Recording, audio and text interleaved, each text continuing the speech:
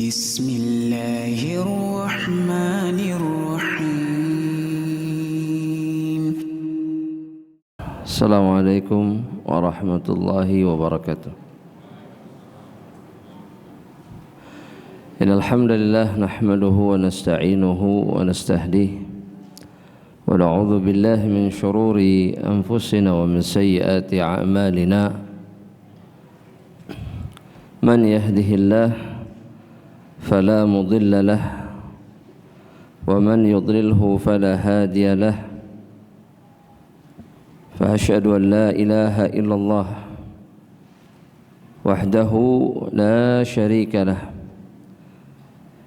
وأشهد أن محمدا عبده ورسوله لا نبي بعده فقال ربنا تبارك وتعالى في القرآن الكريم يا أيها الذين آمنوا اتقوا الله حق تقاته ولا تموتن إلا وأنتم مسلمون يا أيها الناس اتقوا ربكم الذي خلقكم من نفس واحدة وخلق منها زوجها وبث منهما رجالا كثيرا ونساء واتقوا الله الذي تساءلون به والأرحام إن الله كان عليكم رقيبا يا أيها الذين آمنوا اتقوا الله وقولوا قولا سديدا يصلح لكم أعمالكم ويغفر لكم ذنوبكم ومن يطع الله ورسوله فقد فاز فوزا عظيما فأما بعد عباد الله رحمني ورحمكم الله. Waalaikumsalam. Jazakallah khair. Ahibati fillah, ikhwani wa akhwati fid din, azani Allah wa iyyakum. Allah kembali memberikan kesempatan kepada kita semuanya untuk melanjutkan apa yang menjadi pembahasan kita dari 300 dosa yang banyak diremehkan oleh kaum muslimah. Dosa yang ke-12 yang disebutkan oleh Syekh di dalam kitabnya, yaitu al-istima'u ilal aghani wal alhan, mendengarkan nyanyian yang disertai dengan musik, yakni yang diharamkan atau dilarang oleh Allahu Jalla Jalaluh, dan begitu juga oleh Nabi Muhammad sallallahu alaihi wasallam. Sebelumnya kita menyebutkan beberapa dalil, beberapa hujjah dari Al-Quran Al-Karim yang disebutkan oleh Syekh di dalam kitabnya ini, bahwa ada beberapa ayat, paling tidak ada 4 ayat yang disebutkan oleh Syekh yang menegaskan bahwa musik ataupun nyanyian, lantunan nyanyian yang disertai dengan musik adalah perkara yang diharamkan oleh Allah Subhanahu wa ta'ala, dan kemudian merupakan wasilah atau senjata syaitan. Yani nyanyian-nyanyian tersebut merupakan wasilah atau senjata atau jalan-jalan syaitan untuk menyesatkan manusia. Dan kemudian beliau menyebutkan dalil-dalil yang lainnya yang disebutkan di dalam hadis-hadis Rasulullah sallallahu alaihi wasallam. Kata beliau, wa ammal adillatu minas sunnati fakathiratun. Adapun dalil-dalil di dalam sunnah Nabi Muhammad sallallahu alaihi wasallam kathirah, banyak riwayat-riwayat hadis yang mengisyaratkan bahwa alat musik ataupun nyanyian yang disertai alat musik itu semuanya haram. Semuanya haram. Dalilnya banyak, tapi kemudian Syekh mengatakan wa naktafi bihaditsin wahidin minha li'adamil italah.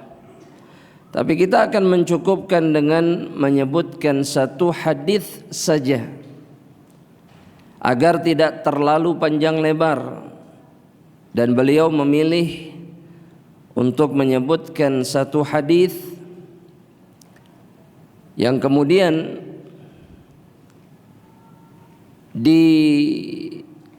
dikatakan lemah oleh Al-Imam Ibnu Hazm sendirian. Jadi di antara para ulama hanya Al-Imam Ibnu Hazm yang mengatakan bahwa hadis ini dhaif, sedangkan 100 hampir atau keseluruhan ulama hadis mengatakan ini sahih, mengatakan ini sahih riwayatnya. Yang diriwayatkan oleh Al-Imam Al-Bukhari, yakni fi haditsin akhrajahu Al-Bukhari an Abi Malik Al-Asy'ari radhiyallahu ta'ala anhu annahu sami'a Rasulullah sallallahu alaihi wasallam yaqul, bahwasanya beliau mendengar Rasulullah sallallahu alaihi wasallam bersabda. Kata Nabi Muhammad sallallahu alaihi wasallam, la yakunanna min ummati aqwamun yastahilluna al-hirra. Akan datang satu masa di mana orang-orang dari umat Nabi Muhammad, dari umatku kata Nabi Muhammad SAW, yastahillun, mereka akan menghalalkan. Sekali lagi, mereka akan menghalalkan. Dan ini adalah isyarat yang sangat sharih, yang sangat jelas, bahwa apa yang dilakukan oleh sebagian umat Nabi Muhammad ini sebelumnya haram. Sebelumnya haram. Karena kemudian mereka menghalalkannya. Berarti hukum sebelumnya tidak halal. Yang pertama yang disebutkan oleh Rasulullah SAW adalah al-hir. Al-hir itu maknanya dalam bahasa Arab, al-hir itu artinya al-farj, kemaluan. Wa hadhihi, kata para ulama, kinayah aniz zina.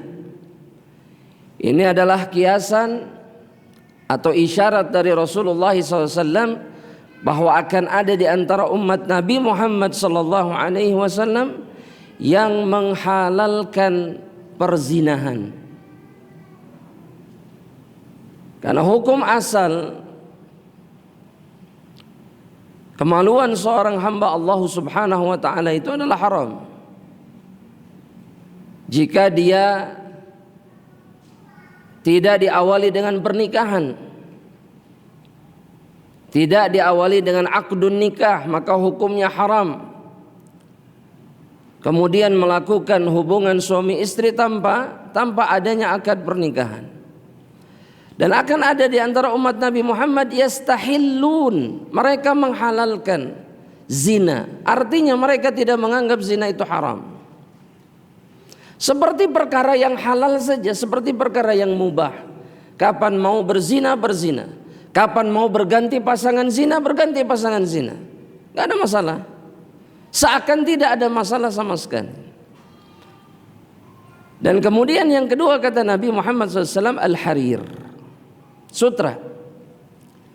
Dan yang dimaksud oleh Nabi Muhammad SAW bagi kaum laki-laki, yakni di antara umat Nabi Muhammad yang laki-laki menghalalkan harir setelah sebelumnya hukumnya dalam syariat dan sampai hari kiamat hukumnya haram.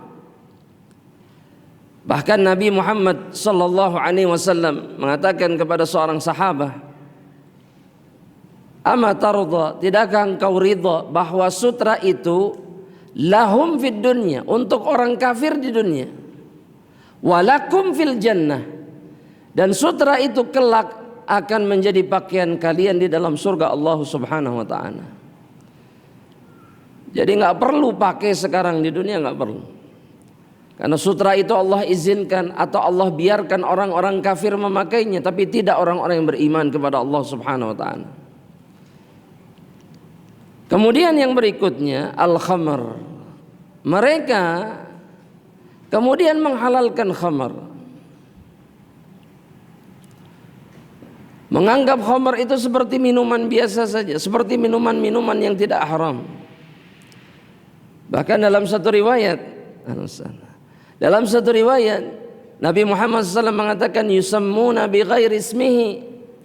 Orang-orang di akhir zaman ini akan menamai khamr dengan nama selain namanya. Artinya memberikan nama-nama yang membuat seseorang itu tidak mengira, menyangka, menganggap itu khamr. Betul tidak? Dengan nama-nama yang bermacam-macam. Betul jemaah? Betul? Nah, padahal kesemua benda yang punya nama beda-beda itu hakikatnya sama. Apa? Khamar, memabukkan, haram untuk diminum. Yang terakhir kata Nabi, wal ma'azif. Yang terakhir mereka menghalalkan ma'azif, mereka menghalalkan alat-alat musik. Kalau kemudian seseorang melihat dan membaca hadis ini dengan hati yang jernih, hati yang dipenuhi dengan kebaikan, maka dia akan sangat jelas menyaksikan bahwa Rasulullah SAW menggabungkan alat musik dengan perkara-perkara haram yang lainnya. Betul tidak? Zina, sutra bagi laki-laki, dan kemudian khamar. Maka satu hadis ini saja sudah cukup untuk menggambarkan bagaimana alat musik itu adalah perkara yang dibenci dan diharamkan di dalam Islam. Meskipun nanti Anda akan sebutkan hadis-hadis yang lainnya. Beliau di sini hanya mencukupkan dengan satu hadis. Kita sebutkan dulu apa yang beliau sampaikan sebagai penjelasan terhadap hadis riwayat Imam Bukhari ini.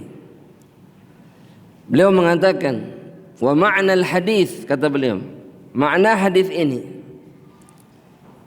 annahu sawfa ya'ti qaumun yastahilluna al-muharramat, bahwa akan datang kaum yang menghalalkan perkara-perkara yang haram, yakni di antara umat Nabi Muhammad sallallahu alaihi wasallam. Minha, di antara yang akan mereka halalkan, furujun nisa. Mereka akan menghalalkan, mohon maaf, kemaluan-kemaluan wanita, sehingga mereka menzinahi wanita dan tidak merasa itu sebagai dosa,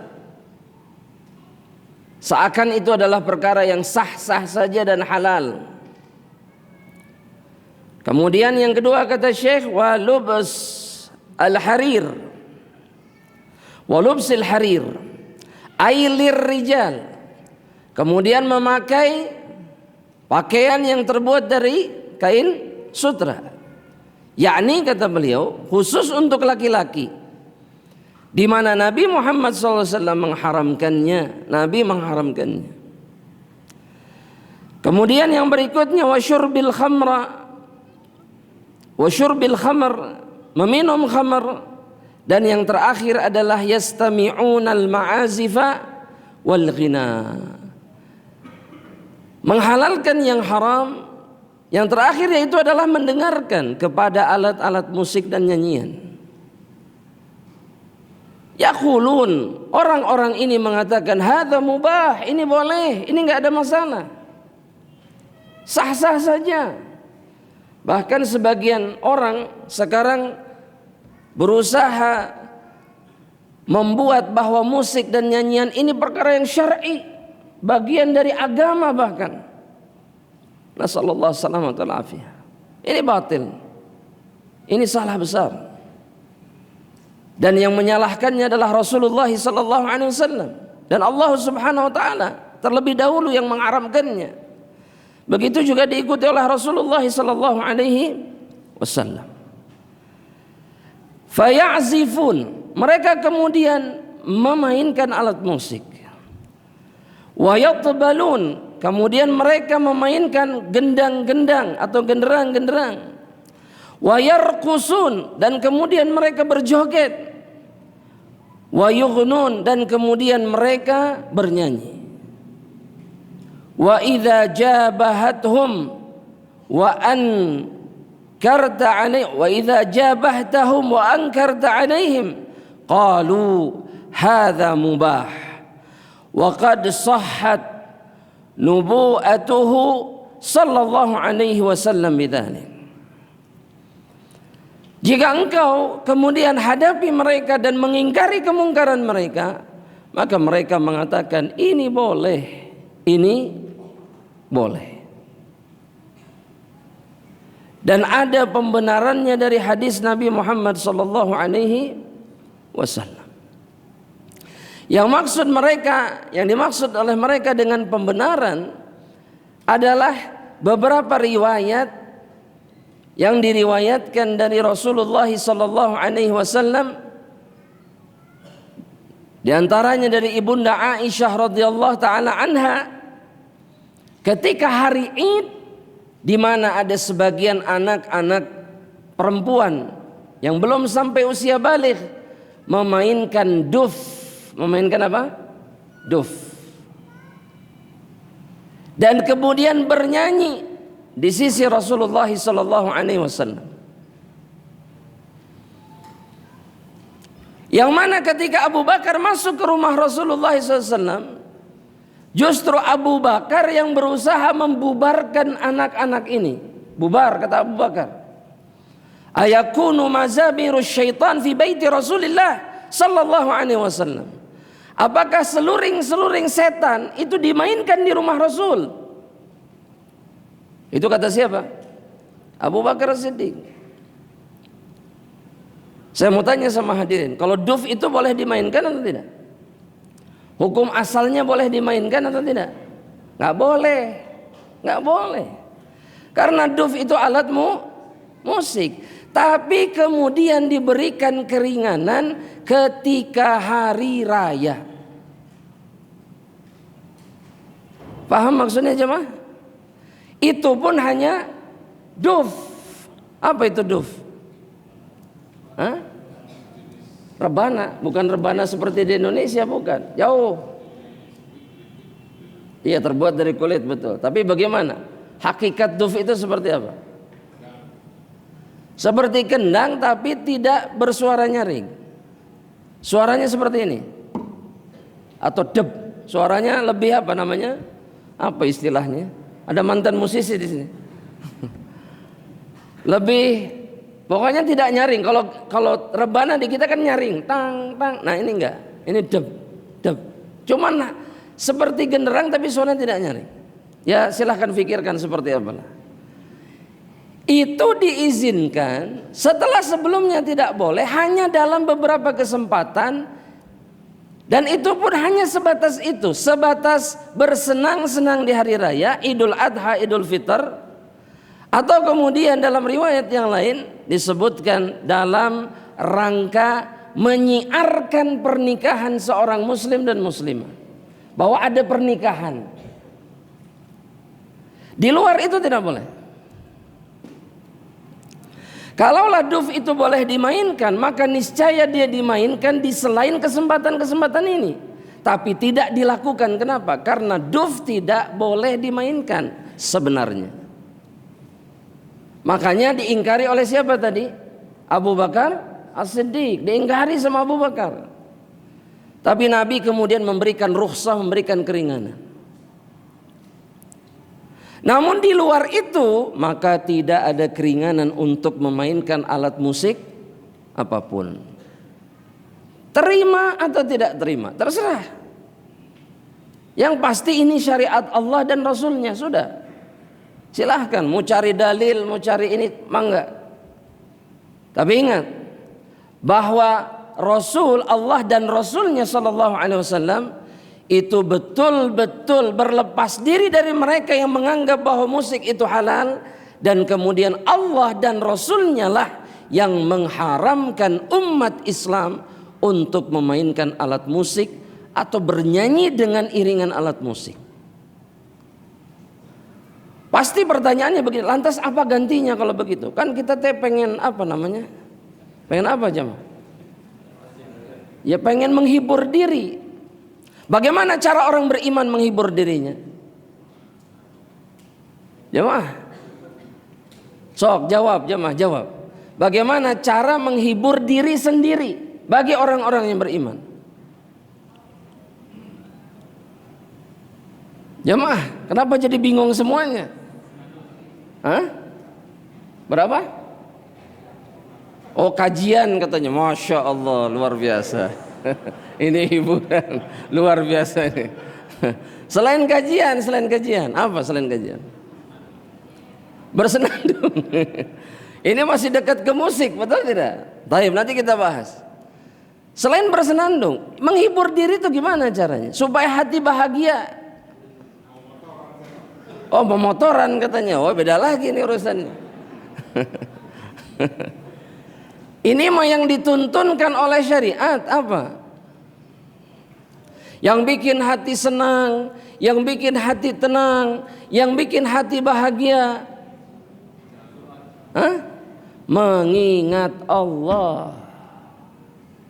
Bukankah Allah yang mengatakan, dalilnya sudah hafal, nama surat dan ayatnya juga hafal, Ar-Ra'd ayat ke-28.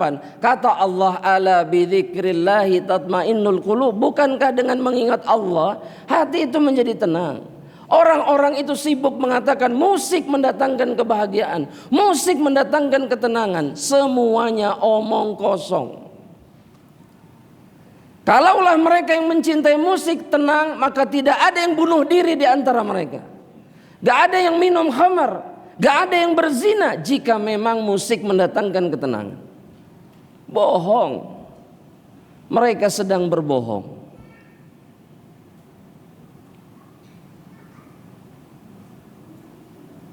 Karena musik adalah perkara yang haram, maka seseorang tidak akan pernah menjumpai ketenangan ketika dia menggandrungi musik. Lihat orang-orang yang menjiwai dan mendalami dunia itu. Seperti orang yang baik-baik saja atau seperti orang yang terganggu emosinya? Terganggu hatinya, terganggu perilakunya. Betul tidak? Betul tidak? Lantas kenapa masih mencintai musik? Kenapa jemaah? Ada asik atau Ustadz gimana? Hah? Salah kebiasaan, salah awalnya dulu. Iya, dari kecil dididiknya apa? Musik. Jadi kadung apa? Kadung kecemplung, ya Allah. Kan kecemplung bisa keluar lagi. Bisa menyelamatkan diri. Terlebih musik itu bukan menghancurkan perkara yang biasa, dia menghancurkan jiwa, dia menghancurkan hati, dia menghancurkan iman. Makanya kalau kita lihat perkataan para ulama, di antara mereka adalah Imam Ahmad rahimahullah ta'ala, beliau mengatakan yang namanya musik itu, nyanyian itu, tumbitun nifak, menumbuhkan kemunafikan di hati seorang hamba Allah. Jadi munafik bukan jadi mukmin, jadi munafik. Lebih dekat dengan kemaksiatan dibandingkan ketaatan. Itu baru satu hadis yang disebutkan oleh Syekh. Kita sebutkan hadis yang lain yang diriwayatkan dalam riwayat-riwayat yang lain. Nabi Muhammad sallallahu alaihi wasallam bersabda dalam hadis yang diriwayatkan Imam At-Tirmidzi, di mana Nabi Muhammad sallallahu alaihi wasallam bersabda, yakunu fi ummati, kata Nabi, akan terjadi, kata Rasulullah SAW, di tengah-tengah umatku qadhfun wa maskhun wa khasfun. Akan terjadi di tengah-tengah umatku, kata Nabi Muhammad SAW. Yang pertama, qadhf. Qadhf ini artinya hujan batu dari langit. Hujan batu dari mana? Langit. Sudah jangan mikir gimana caranya hujan batu. Gampang bagi Allah hujan batu. Kaum Nabi Lut hujan batu. Ya. Yang mau menghancurkan Ka'bah dulu dihujani oleh batu. Gampang bagi Allah Subhanahu wa taala. Qadhfun. Kemudian yang kedua kata Nabi, maskhun. Masakh itu artinya pengubahan wujud, berubah wujudnya. Sebagaimana Allah rubah wujud sebagian bangsa Yahudi, berubah menjadi kera dan babi. Itu akan terjadi di umat Nabi Muhammad SAW. Akan terjadi. Kemudian yang ketiga kata Nabi Muhammad SAW, khasaf. Khasaf itu penenggelaman bumi. Ditenggelamkan oleh Allah. Mereka dimasukkan ke dalam tanah oleh Allah Subhanahu wa ta'ala. Dan kita juga gak perlu membayangkannya, karena pernah terjadi di negeri ini. Pernah.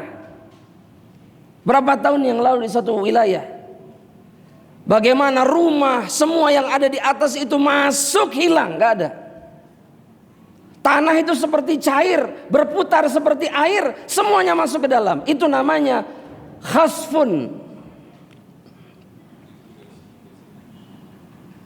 Terjadi. Dan Nabi Muhammad SAW kemudian ditanya oleh seorang sahabat, qila wa mata dzaka ya Rasulullah. Kapan itu terjadi? Kapan Allah melakukan itu kepada umat Nabi Muhammad SAW? Maka dengarkanlah jamaah rahmatan Allah. Apa yang akan, atau apa penyebab yang menyebabkan itu terjadi? Yang pertama kata Nabi Muhammad SAW, idza dhaharatil ma'azif. Jika alat-alat musik itu sudah berada di mana-mana. Zahir, kelihatan di mana-mana, yang main di mana-mana. Itu sudah terjadi belum jemaah? Sudah. Yang kedua kata Nabi Muhammad SAW, wa kathuratil qayyan. Dan penyanyi-penyanyi perempuan jumlahnya banyak.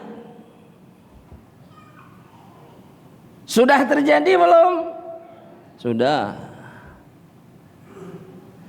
Yang ketiga kata Nabi Muhammad sallallahu alaihi wasallam, wa syuribatil khumur. Khamar, minuman keras atau benda-benda yang memabukkan itu diminum di mana-mana.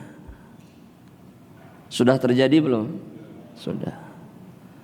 Berarti kita tinggal menantikan 3 perkara yang Allah akan timpakan kepada umat Nabi Muhammad ini. Dan ini menunjukkan bahwa perkara-perkara tersebut dimurkai oleh Allah Subhanahu wa taala. Makanya Allah kirimkan hujan batu dari langit, Allah tenggelamkan ke dalam bumi, dan Allah rubah wujud mereka seperti makhluk Allah yang lainnya dari kalangan binatang. Itu sudah terjadi sebelumnya jemaah. Bukan hal yang baru di dalam sejarah manusia, terkhusus dalam sejarah Islam, dan itu dipastikan akan terjadi kembali. Jika 3 perkara ini sudah merajalela, dan na'udzubillahnya 3 perkara ini sudah merajalela di mana-mana.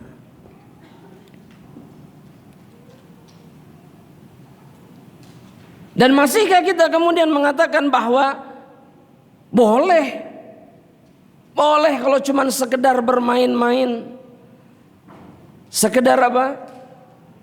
Bersenang, senang untuk mengisi waktu dalam rangka menenangkan hati dan jiwa, healing. Main musik healing, dengerin musik healing. Padahal dia mengundang murka Allah Subhanahu wa taala. Healing macam apa ini? Sedangkan di sisi yang lain Allah memberikan yang terbaik untuk umat manusia. Allah menurunkan kitabullah, obat dari seluruh penyakit, penyebab datangnya ketenangan, bahkan puncak ketenangan itu ada pada kitabullah. Kenapa nggak baca Quran? Saya mau tanya, kenapa?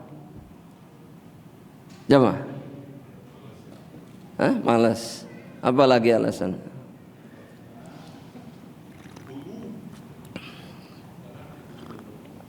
Apa? Malas atau gimana, Jam? Umumnya malas. Ada alasan selain malas? Sibuk baca Quran, Masya Allah. Tapi baca WA tidak sibuk ya? Jamaah, coba saya tanya lagi, kenapa baca Quran itu susah? Hatta bagi orang yang suka baca Quran itu tidak mudah, betul tidak? Nggak gampang istiqomah baca Quran. Kenapa? Berlumur dosa. Kita selalu melakukan dosa, betul. Karena kata Utsman bin Affan radhiyallahu taala anhu, lau tahurat qulubukum, kalau hati kalian bersih dari dosa, ma syabi'tum min kalamillah, maka kalian tidak akan pernah kenyang dari mendengar kalamullah, ataupun membaca kalamullah, ataupun mempelajari kalamullah. Kalau hati kalian bersih dari dosa, itu sebenarnya yang menjadi penyebab. Dan kenapa suka dengar musik? Karena dosa kita banyak sehingga musik itu membuai hati kita yang berlumuran dosa.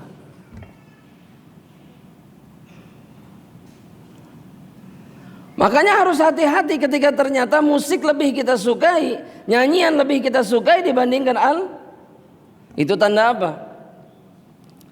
Tanda apa, jemaah? Kemunafikan dan tanda hati yang berlumuran dosa. Itu hadis yang kedua. Hadis yang ketiga, jemaah rahmatillah Allah subhanahu wa ta'ala.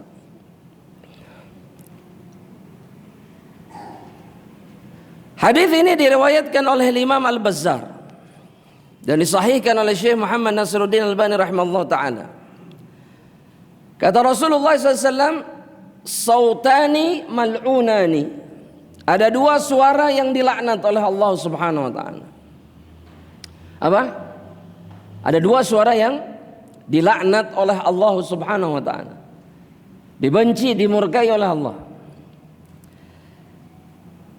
Yang pertama kata Rasulullah SAW, mizmar indan ni'mah.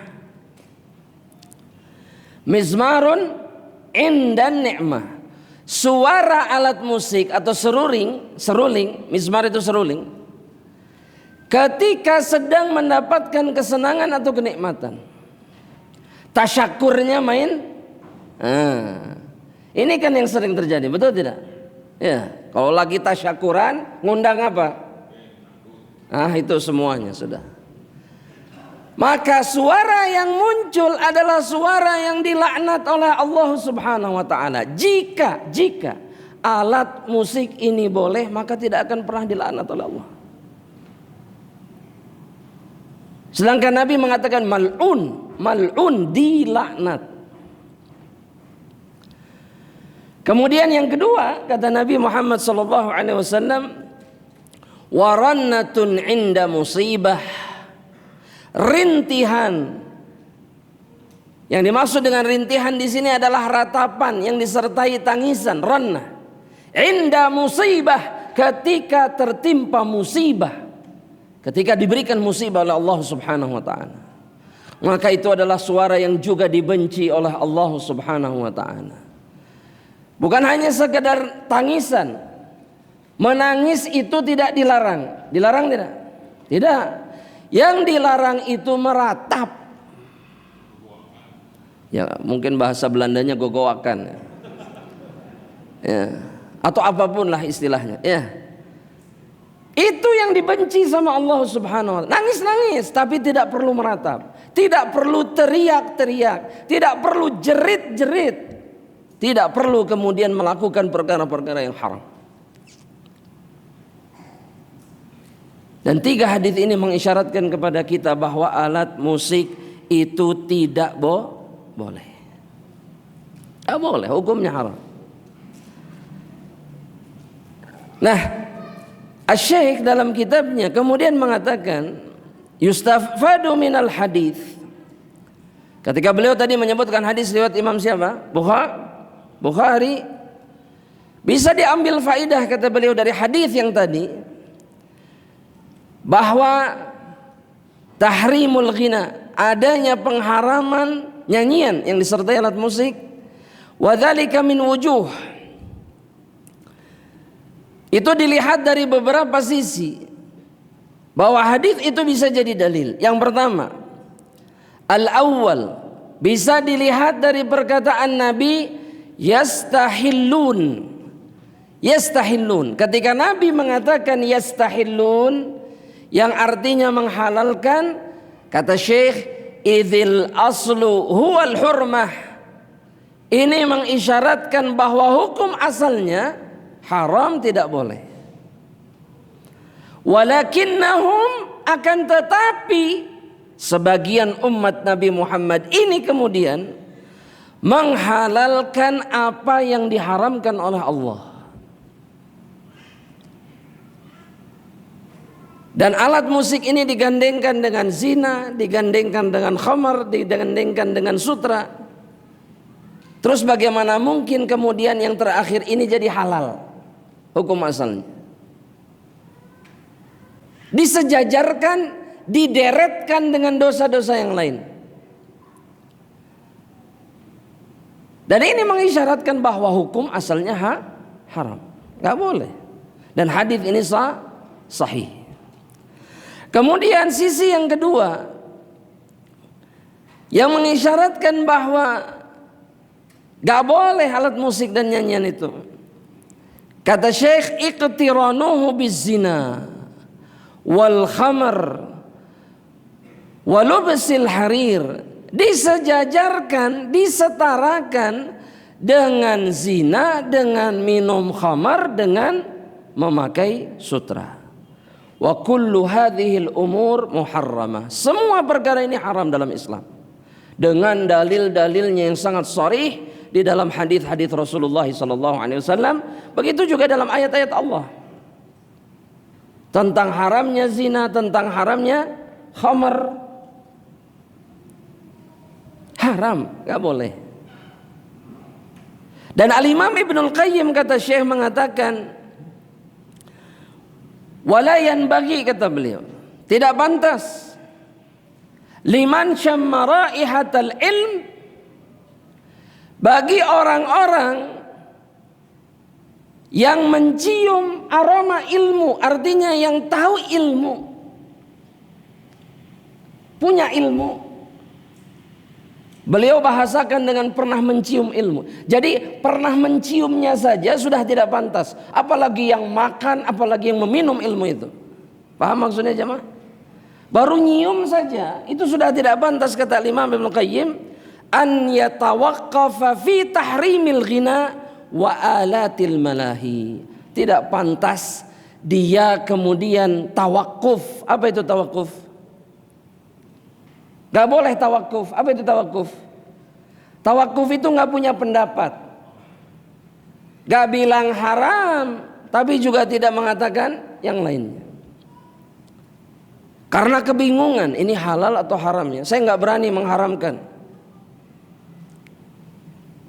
Ini sering terjadi, kasus ini yang sama sering terjadi dalam masalah rokok. Banyak orang yang tidak berani, betul? Saya takut mengharamkan apa yang dihalalkan sama Allah. Ajib. Rokok itu halalnya dari sebelah mana? Jamaah.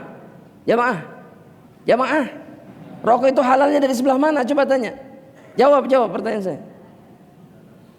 Ada sisi yang menghalalkan rokok, kita nggak usah bicara dalil. secara benda nih, secara penelitian dan seterusnya, pengalaman orang-orang yang merokok, adakah alasan untuk mengatakan ini halal? Nggak ada. Kalaulah ada faidahnya itu adalah kehilangan kesadaran ketika merokok. Sudah nggak ada lagi.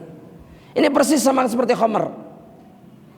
Kalau orang minum khamar, faidahnya apa? Hilang kesadaran, jadi lupa sama masalah. Rokok juga sama. Tapi madorotnya jauh lebih. Terus tawakuf, anak nggak berani bilang haram. Kenapa? Takut mengharamkan apa yang dihalalkan oleh Allah. La haula wala quwata illa billah. Sudah jelas racun disebut halal. Ya. Antum kalau bilang rokok halal itu sama seperti antum bilang buy fresh, buy clean, so clean, apalagi baygon, ya, itu semuanya halal untuk dikonsumsi, sama, nggak ada bedanya, semuanya racun, betul? Gak pantas bagi orang yang tahu ilmunya kemudian tawakuf mengatakan bahwa nyanyian dan alat musik itu gak haram. Ana gak berani mengharamkannya.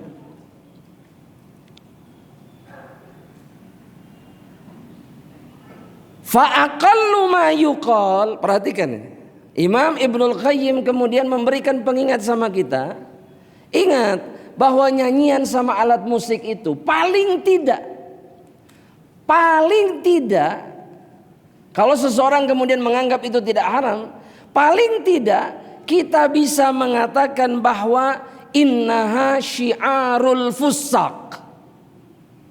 Yang namanya alat musik sama nyanyian itu adalah syiarnya, cirinya para orang fasik, para ahli maksiyah. Betul tidak? Lihat yang suka main musik siapa? Jamaah, siapa? Apakah para ulama? Lihat para imam Masjidil Haram ada yang main musik? Tapi lihat ahlul maksiyah, mereka main musik tidak? Itu syiar mereka. Lihat, mau mabok main musik, betul? Mau judi main? Mau zina main? Mau melakukan kejahatan yang didengar apa? Musik. Syiarul fusaq. Wa syaribil khumur, dan itu adalah syiar para peminum khamar. Nyanyi dan main musik itu syiar mereka. Dan fakta itu menunjukkan itu. Gak ada yang nyetel murotal ketika mau maksiat. Ada gak? Gak ada. Nyetelnya musik. Terus mau disebut halal, mau disebut perkara yang baik, bagaimana akal sehat kita bisa menerima ini? Itu minimal kata Imam Ibnul Qayyim. Karena status sebenarnya apa? Haram. Haram nggak boleh. Ya. Karena Ibnu Abbas wa Abdullah ibnu Mas'ud yaqula, mereka berdua mengatakan, innal ghina'a yunbitun nifaqa fil qalbi kama yumbitul ma'al baqal. Yang namanya nyanyian itu dia menumbuhkan kemunafikan di hati seseorang sebagaimana air bisa menumbuhkan sayuran di atas tanah itu. Kalau nanam sayuran butuh apa? Air. Kalau di air terus tumbuh tidak? Begitu juga dengan nyanyian menumbuhkan kemunafikan di hati seseorang. Ini juga perkataan Imam Ahmad rahimahullah ta'ala, serupa dengan ini. Terus mau disebut baik. Kemudian berusaha disyar'ikan. Jemaah, ada musik syar'i? Nah, saya mau tanya, ada musik syar'i tidak? Kenapa tidak ada? Jawab. Antum yang bilang nggak ada musik syar'i, apa alasannya? Hah? Waduh, Masya Allah. Ada musik syar'i? Gak ada, kenapa? Karena hukum musik di dalam syariat haram, gak boleh. Jadi gak bisa dipaksakan disyar'i-syar'ikan, gak bisa. Para sahabat tidak ada yang menjadi penggemar, penggandrung, bahkan pemain alat-alat itu gak ada. So, lihat sejarah Islam, ada gak? Abu Bakar, Umar, Uthman, Ali ketika waktu luang mereka main alat musik atau nyuruh orang memainkan alat musik, pernah tidak? Pernah. Atau para imam yang ma'ruf, yang masyhur kita ketahui, Abu Hanifah, Imam Malik, Imam Syafi'i, Imam Ahmad. Bahkan Syekhul Islam Ibnu Taimiyah rahimahullah ta'ala mengatakan ajma'a al-a'immah al-arba'ah, imam yang 4 ini sepakat ala tahrimil ghina wal ma'azif, sepakat haram yang namanya nyanyian dan alat musik itu. Gak boleh. Ya, Al-Imam Malik, Asy-Syaikh menukilkan perkataan Imam Malik dalam kitabnya ini. Ketika ditanya tentang nyanyian, apa kata Imam Malik? Innama yaf'aluhul fussaq. Itu perbuatan yang dilakukan oleh orang-orang fasik. Sudah tidak ada lembut-lembutnya jawabannya, sudah. Langsung itu kelakuan perbuatannya ahlul maksiyah. Kemudian juga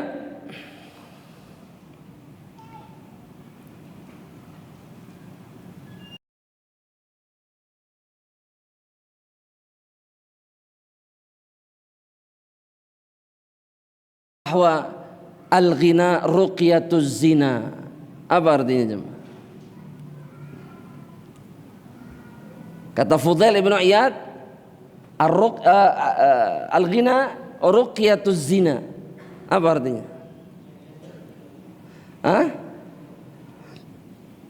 Nyanyian itu adalah ruqyah. Ruqyah itu apa? Jemaah, ruqyah itu artinya apa? Obat. Apa makna asal dari kata ruqyah itu apa? Jampi, kalimat yang diulang-ulang, itu makna ruqyah. Nah, nyanyian itu adalah jampi-jampi yang menggiring manusia untuk melakukan perzinahan. Dan asal antum tahu, dalam sejarah, dalam Bidayah wan Nihayah, ya, Imam Ibnu Katsir menukilkan satu riwayat yang mengatakan bahwa pertama kali terjadi zina di atas muka bumi ini, semua itu diawali dengan apa? Syaitan mengadakan apa?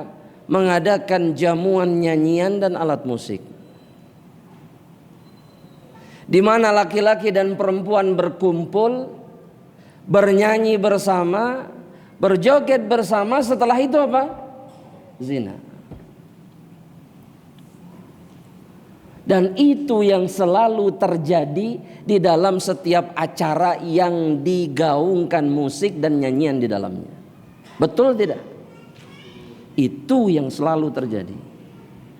Maka betullah apa yang dikatakan oleh Imam Fudail bin Iyad, al-ghina ruqyatuz zina. Nah, sekarang pertanyaannya, masihkah kita kemudian mau mendengarkan musik dan nyanyian? Jawab jemaah. Jawab jemaah. Masih mau dengar? Enggak? Haram atau halal? Atau makruh? Haram. Boleh sedikit aja kali-kali dengar, boleh tidak? Gak boleh. Kalau lagi butuh, lagi kepepet, aduh ini hati betul-betul lagi galau, kalut, sedih, boleh tidak dengerin? Gak boleh. Lantas apa yang harus kita lakukan untuk mengobati hati dan jiwa kita? Zikrullah. Ingatlah Allah, maka hati akan menjadi tenang. Wallahu ta'ala alam. Ini yang bisa saya sampaikan insyaallah dalam perjumpaan di sore hari ini. Mudah-mudahan kita bisa lanjutkan kepada perjumpaan berikutnya. Dosa berikutnya itu doa yang diremehkan oleh kebanyakan wanita adalah al-wuqu' fi zina, terjerumus ke dalam perbuatan zina. Taib, sebelum diakhiri silahkan jika ada pertanyaan saya persilahkan. Falyatafaddal. Fadhal.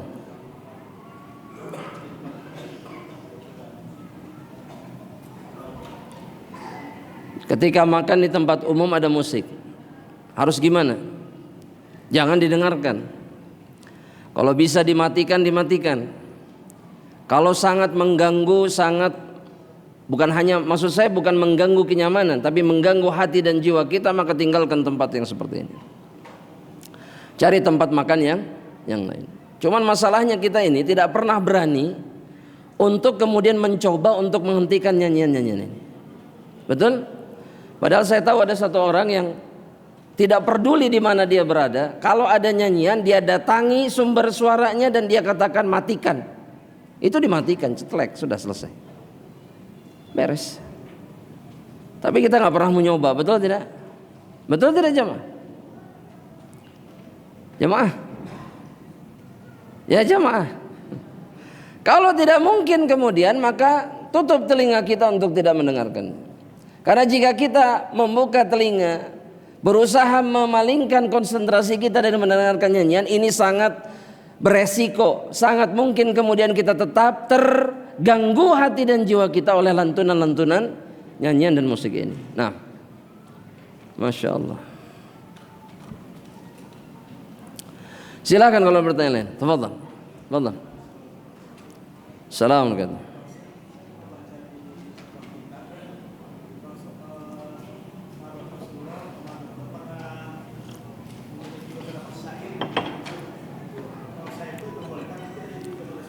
Nah, syair itu hukumnya mubah, khususnya jika isinya adalah kebaikan.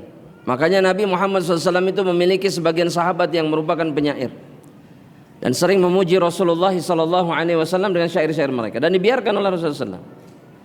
Dan yang perlu kita tahu, pembacaan syair itu biasanya dengan nada-nada, gak hanya seperti kita baca tulisan, tidak, tapi dinadakan, dilakukan, dan ini boleh, mubah.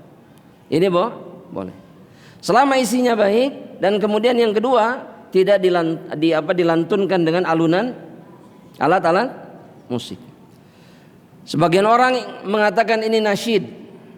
Mengatakan apa? Nasyid. Nasyid itu pembacaan syair, tapi bukan nasyid seperti yang kita saksikan sekarang. Suaranya diliuk-liukan kemudian diiringi lantunan. Itu bukan nasyid yang dibolehkan dalam Islam. Yang terjadi di zaman Rasul itu hanya sekedar disenandungkan saja, dan isinya hanya kebaikan, nggak ada yang lain, nggak ada percintaan, nggak ada kesedihan, tentang kesedihan nggak ada, tentang Islam, tentang Rasulullah, tentang Allah, tentang amal soleh, tentang kemuliaan Islam. Nah ini boleh, tidak ada masalah, insyaallah ta'ala. Nah, silakan kalau ada pertanyaan lain. Allah. Setelah itu antum, Wajis. Boleh dalam bahasa yang lain pun boleh selama isinya baik. Dan saya tambahkan, sebagian ulama juga membolehkan mengajari anak-anak dengan senandung ketika mengajarkan ilmu. Boleh bersenandung, mengajarkan anak-anak selama tidak pakai alat musik. Wallahu ta'ala. Silakan Wajis.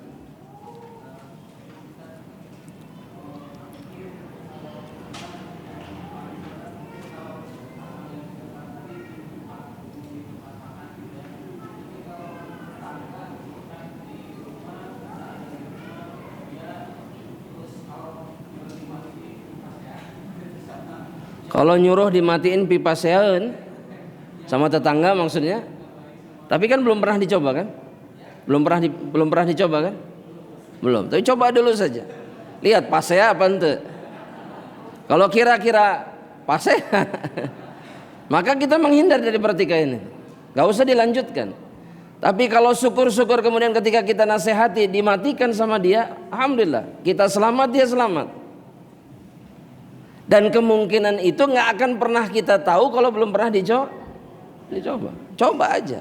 Kalau kemudian tersinggung ya sudah, berhenti sampai di situ. Sudah, kita sudah melakukan kewajiban. Itu masalah kita tuh itu jemaah. Ya, kita tidak mau mencoba dan menduga-duga dengan dugaan yang belum tentu terjadi. Akhirnya apa yang terjadi? Kemungkaran tetap terjadi dan kita menjadi salah satu korbannya.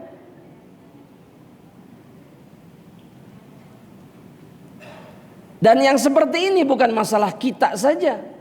Di rumah itu ada istri kita, ada anak-anak kita, ada keturunan kita.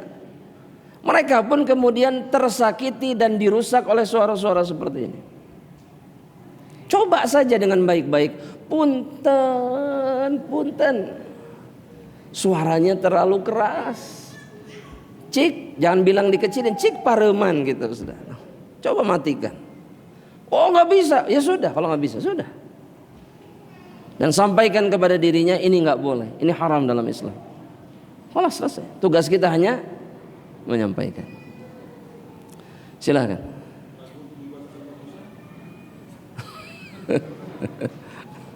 Kalau nggak pakai musik, nggak ada masalah. Sebagian ulama membolehkan, insyaallah. Baik, silahkan. Fadlan. Memajang, dipajang. Oh ya, baik. Barakallahu fiik. Kalau punya alat musik sudah tidak dipakai lagi, apakah boleh disimpan, dipajang dan seterusnya? Jawabannya tidak boleh. Kenapa? Karena kemungkarannya belum selesai. Dan kemudian jika masih ada di rumah kita, masih ada kemungkinan selain kita memainkannya kemudian di kemudian hari. Betul tidak? Betul tidak? Ya anak kita, ya siapapun yang datang ke rumah kita. Maka para ulama itu ketika dimintai fatwa tentang ini, kata mereka, alat-alat yang seperti ini tidak ada nilainya di dalam Islam, bahkan haram. Maka yang seperti ini hukumnya sama seperti khamar. Seperti apa? Khamar. Kalau di rumah ada khamar yang masih tersimpan, apa yang harus kita lakukan? Dijual? Boleh dijual? Gak boleh. Alat musik juga sama, dijual gak boleh. Kenapa? Karena dia alat yang dengannya seseorang bermaksiat. Makanya kalau sudah diharamkan oleh Allah, nilai jualnya tidak boleh. Maka apa solusinya? Sama seperti di zaman para sahabat ketika khamar diharamkan, apa yang mereka lakukan? Dibuang. Begitu juga dengan mau dirubah wujud jadi benda yang lain, fungsi yang lain, silahkan. Misalkan gitar misalkan dipotong tanah, si yang panjangnya dijadikan ganjel jendela misalkan, atau yang itunya jadi tatakan nggak ada masalah. Selama rupanya tidak sempurna, fungsinya berubah. Tapi kalau masih dipajang di lapan tiap hari padahal sudah nggak dimainkan, lebar, itu mahal, Fender, ini mereknya terkenal, aduh, Yamaha lah, apalah segala macam. Banyak yang seperti itu. Kalau piano merek apalah segala macam, sayang ini 50 juta. Ada yang pernah bertanya sama saya langsung, saya punya piano di rumah harganya 70 juta. Sekarang saya tahu musik haram, harus diapakan Ustaz? 70 juta. Ganti fungsinya kata saya. Jadi kenaon terserah, meja belajar kayak apa kayak terserah. Meja makan, potong kakinya jadikan meja makan, terserah. Yang penting berubah fungsi. Gak bisa dipakai lagi. Ya, wallahu ta'ala alam. Jika tidak bisa dibuang. Nah, barakallahu fiik. Silakan kalau pertanyaan lain. Fadhal, Pak.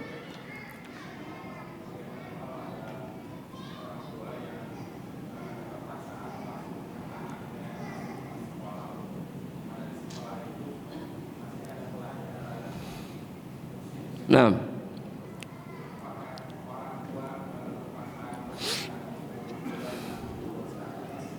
iya, menanggung dosa. Karena keterpaksaannya tidak menghancurkan harta, tidak menghancurkan jiwa, tidak mengancam nyawa. Masih bisa menghindar, masih. Dan saya mengatakan ini karena ada satu orang yang datang kepada saya mengatakan dia terpaksa menyolahkan anaknya di tempat yang seperti itu, Tapi dia mengatakan begini kepada sekolahnya. Jadi menghadap kepada pihak sekolah dan mengatakan, satu permintaan saya, anak saya jangan diajak belajar itu. Untuk nilainya silahkan kasih tugas apapun, yang penting ada nilai pengganti untuk pelajaran itu. Itu disepakati sama sekolah. Bisa, asal usaha. Di Bandung, ini kejadian di Bandung. Orangnya masih ada, anaknya masih di sekolah itu. Dan selama ada pelajaran itu, anaknya tidak pernah ikut keluar. Tapi bapaknya menghadap dengan baik-baik mengatakan, mohon maaf, keyakinan saya tentang ini berbeda dengan kebanyakan orang. Saya menganggap ini begini, anak saya tidak boleh belajar ini. Itu disepakati sama pihak sekolah. Coba berusaha. Berusaha, bisa kok, bisa. Ya, dulu juga banyak yang saya tahu ada pelajaran nari laki-laki, betul? Di sekolah zaman dulu, itu orang tuanya datang ke sekolah bilang anak saya nggak boleh nari, itu diterima. Pokoknya jangan diajak nari, jangan diajarin nari. Itu di SCC sama sekolahnya, diganti dengan tugas yang lainnya untuk mengganti nilai itu. Bisa. Asal mau usaha. Kenapa saya katakan seperti ini? Karena resikonya terlalu besar. Ketika ternyata anak ini kemudian menggandrungi perkara itu, apa yang bisa kita lakukan kemudian? Suka, udah begitu anaknya berbakat lagi main musik. Di rumah kita ajari musik nggak boleh, ini nggak boleh. Di sekolah dia belajar dan menjadi ahli di dalamnya. Terus kita mau apa? Namanya juga anak-anak, betul? Jiwanya lemah. Dia berteman dengan teman-teman yang suka musik. Sudah, kita nggak bisa melakukan apapun. Dan kitalah yang bertanggung jawab nanti di hadapan Allah Subhanahu wa Ta'ala. Kita berusaha untuk tidak membiarkan itu terjadi. Wallahu ta'ala alam bishawab. Silahkan kalau bertanya lain. Taib, ini pertanyaan yang masuk melalui kertas. Izin bertanya, apakah boleh membaca Asmaul Husna dilagamkan atau dilagukan? Boleh tidak jemaah? Jemaah? Boleh tidak dilagukan? Hah? Boleh tidak? Kalau dianggap sebagai tata cara membacanya seperti itu nggak boleh. Kalau diyakini harus dilakukan nggak boleh. Tapi kalau dalam rangka untuk mengingat, kemudian untuk mempermudahnya kita nadakan, sebagian ulama membolehkannya. Ini sama seperti ketika mengajari hadis atau mengajari yang lainnya, misalkan dengan menadakannya supaya anak lebih cepat ingat. Ini hukumnya jaiz insyaallah taala selama tidak ada alat musik. Wallahu taala alam bishawab. Ada pertanyaan lagi jemaah? Taib, jika tidak ada, maka ini adalah akhir dari perjumpaan kita insyaallah di sore hari ini.